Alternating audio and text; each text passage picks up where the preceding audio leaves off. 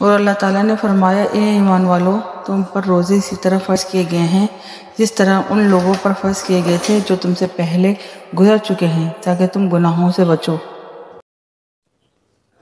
ایک عربی پریشان حال بال بکھرے ہوئے رسول اللہ صلی اللہ علیہ وسلم کی خدمت میں حاضر ہوا۔ اس نے پوچھا یا رسول اللہ صلی اللہ علیہ وسلم بتائیے مجھ پر اللہ تعالیٰ نے کتنی نمازیں فرض کی ہیں؟ آپ صلی اللہ علیہ وسلم نے فرمایا کہ 5 نمازیں۔ یہ اور بات ہے کہ تم اپنی طرف سے نفل پڑھ لو۔ پھر اس نے کہا بتائیے اللہ تعالیٰ نے مجھ پر روزے کتنے فرض کیے ہیں؟ حضرت صلی اللہ علیہ وسلم نے فرمایا کہ رمضان کے مہینے کے۔ یہ اور بات ہے کہ تم خود اپنے طور پر کچھ نفل روزے اور بھی رکھ لو۔ پھر اس نے پوچھا اور بتائیے زکوٰۃ کس طرح مجھ پر اللہ تعالیٰ نے فرض کی ہے؟ آپ صلی اللہ علیہ وسلم نے اسے شرائع اسلام کی باتیں بتا دیں۔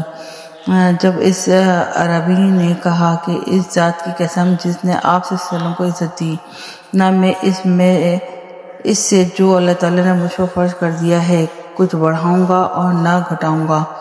اس پر رسول اللہ صلی اللہ علیہ وسلم نے فرمایا اگر اس نے سچ کہا ہے تو یہ مراد کو پہنچا۔